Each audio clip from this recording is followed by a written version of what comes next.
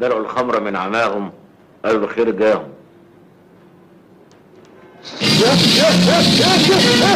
مساء الخير أصدقائنا أصدقاء محامي الشارع.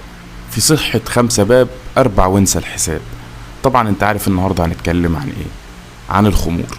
يتساءل البعض عبر مواقع التواصل الاجتماعي عن العقوبات القانونية التي حددها القانون لمرتكبي واقعة شرب الخمر في الشارع العام. ووفقا للقانون رقم 63 لسنة 1976 في شأن حظر شرب الخمر، فقد اقتصر التجريم على تحضير الخمور في الأماكن العامة أو المحلات العامة والإعلان عنها بأي وسيلة. كذلك جرم كل من يضبط في مكان عام أو في محل عام في حالة سكر واضحة. يستثنى من ذلك الحكم الفنادق والمنشآت السياحية المحددة طبقا لأحكام القانون رقم 1 لسنة 73، والأندية ذات الطابع السياحي التي يصدر بتحديدها قرار